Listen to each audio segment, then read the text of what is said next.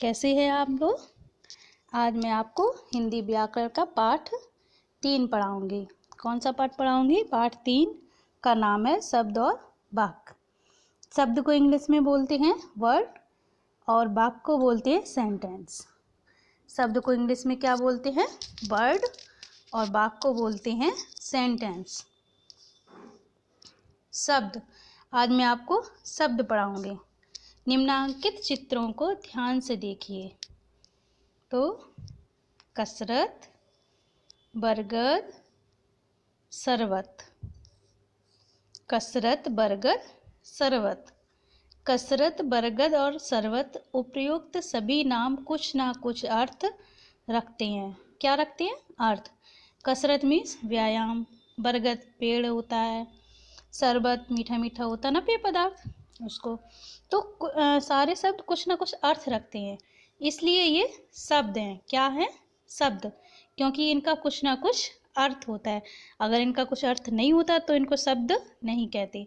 यदि हम कुछ वर्णों को मिला दें और उनका कोई अर्थ ना निकले तो वे शब्द नहीं कहे जा सकते हैं। जैसे दलहब, दलहब का कोई अर्थ होता है? नहीं होता है ना, तो इसको हम शब्द नहीं कहेंगे। कुछ वर्णों को मिलाने से उसका कुछ अर्थ निकलता हो, उसको हम शब्द कहेंगे। ठीक है। शब्द की परिभाषा पढ़ लेते हम लोग, सीखते हैं। स्वरों और व्यंजनों के मेल से बनने वाला वह वर्ण समूह जिसका अर्थ होता है शब्द, जिसका अर्थ होता है शब्द कहलाता है। स्वरों और व्यंजनों के मेल से, यानी कि वर्ण होते हैं ना, उनके मेल से, स्वरों और व्यंजनों के मेल से बनने वाला वह वर्ण समूह जिसका कुछ अर्थ होता है। स्वरों और व्यंजनों के मेल से बनने वाला वह वर्ण समूह जिसका अर्थ होता है शब्द कहलाता है। यानी कि जिस शब्द को हम जो बनाते हैं उनका कुछ ना कुछ अर्थ होता है, उसे ही शब्द कहते हैं। तो शब्द की परिभाषा एक बार फिर से सुन लीजिए। स्वरों और व्यंजनों के मेल से बनने वाला वर्ण समूह जिसका अर्थ होता है शब्द कहलाता है। स्वरों और व्यंजनों के, आप लोग मेरे साथ पढ़ोगे, मेरे साथ बोलना आप लोग, ठीक है। स्वरों और व्यंजनों के मेल से बनने वाला वह वर्ण समूह जिसका अर्थ होता है शब्द कहलाता है। स्वरों और व्यंजनों के मेल से बनने वाला वह वर्ण समूह जिसका अर्थ होता है शब्द कहलाता है। तो आप लोगों को ये परिभाषा याद करनी है। अब तो मैंने अभी तो आपको शब्द बताए थे कि शब्द किसे कहते हैं, यानी कि वर्णों के मेल को, वर्णों के मेल से जो शब्द बनता है, जो सार्थक शब्द बनता है, सार्थक जिसका कुछ अर्थ होता है, बनता है, उससे हम शब्द कहते हैं। अब है शब्दों के प्रकार। अब क्या है शब्दों के प्रकार? तो अर्थ की दृष्टि से शब्द 2 प्रकार के होते हैं। अर्थ की दृष्टि से शब्द 2 प्रकार के होते हैं। अर्थ यानी कि जिसका कुछ अर्थ निकलता है, जिसका कुछ मीन्स निकलता हो, उसकी दृष्टि से हम शब्द को दो भाग में विभाजित करेंगे। पहला है आपका सार्थक शब्द और दूसरा है निरर्थक शब्द। पहला कौन सा है? सार्थक शब्द और दूसरा है निरर्थक शब्द। सार्थक शब्द किसे कहते हैं और निरर्थक शब्द किसे कहते हैं? तो सबसे पहला सार्थक शब्द। सार्थक, सा कुछ अर्थ रखने वाला। सार्थक, जो शब्द, सार्थक को इंग्लिश में क्या कहेंगे? Meaningful words. मीनिंगफुल वर्ड्स, और निरर्थक शब्द को कहेंगे मीनिंगलेस वर्ड। सार्थक को मीनिंगफुल वर्ड्स और निरर्थक को मीनिंगलेस वर्ड्स। ठीक है, इंग्लिश में क्या डिफरेंस है?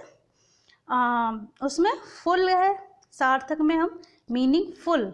मीनिंगफुल का अर्थ होता है जिसका कुछ अर्थ हो, और मीनिंगलेस जिसका कुछ अर्थ ना हो। मीनिंगलेस कोई अर्थ ना हो। ठीक है,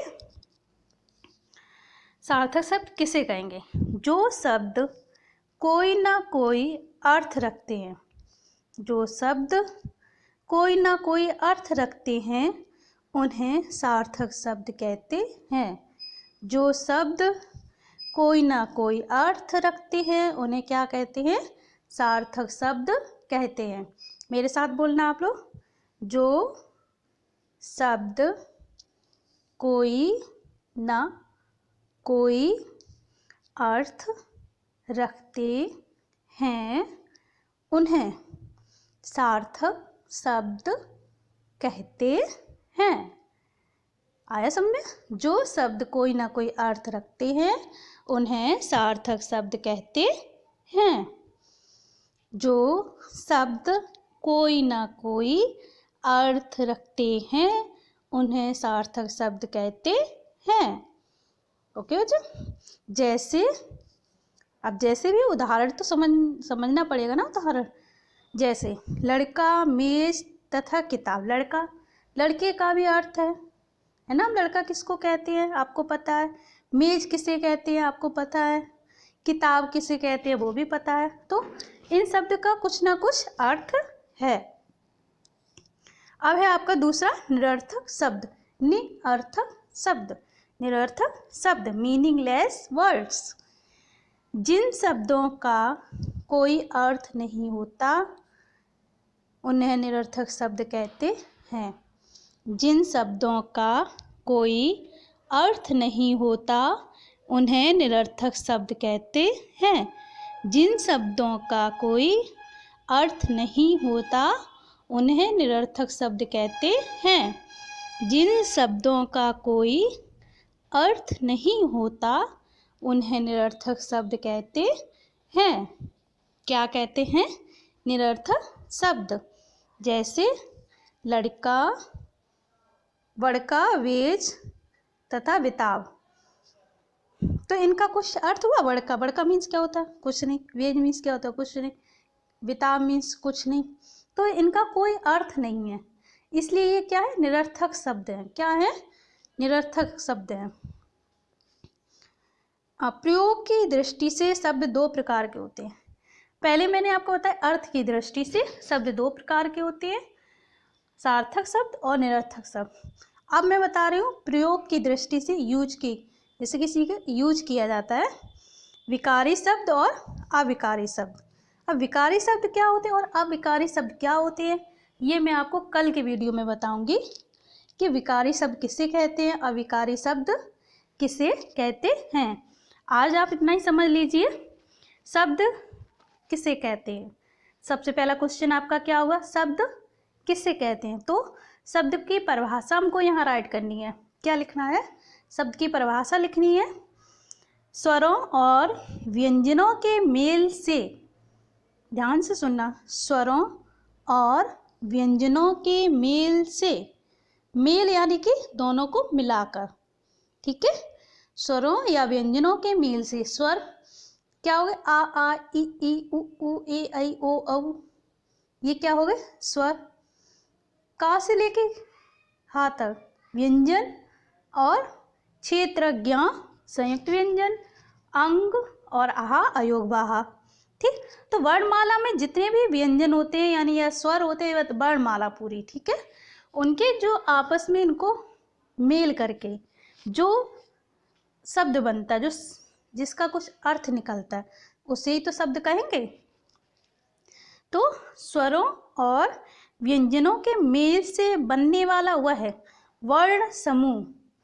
वर्ण समूह मीन्स कई वर्ण एक साथ लिखे जाते तो वो क्या हो गया? वर्ण समूह। समूह मीन्स बहुत सारे लोग। ठीक, तो बहुत सारे यानी कि बहुत सारे वर्ण, बहुत सारे वर्ण को हम एक साथ लिखते हैं लेकिन उसके कुछ मीन्स होता है, उसका कुछ अर्थ होता है, उसी को हम क्या कहेंगे? शब्द। क्या कहेंगे? शब्द। तो स्वरों और व्यंजनों के मेल से बनने वाला वह है वर्ण समूह जिसका अर्थ होता है शब्द कहलाता है। ठीक है। और अब शब्द के प्रकार, शब्द कितने प्रकार के होते हैं? तो शब्द के प्रकार जानने के लिए दो कैटेगरी में रखा गया है। सबसे पहले आपका है अर्थ की दृष्टि से शब्द कितने प्रकार के होते हैं और प्रयोग की दृष्टि से शब्द कितने प्रकार के होते हैं। तो अर्थ की दृष्टि से शब्द दो प्रकार के होते हैं, सार्थक शब्द और निरर्थक शब्द। अर्थ की दृष्टि से हम शब्द को दो भाग में विभाजित करते हैं, सार्थक शब्द और निरर्थक शब्द। अब दूसरा है आपका प्रयोग की दृष्टि से।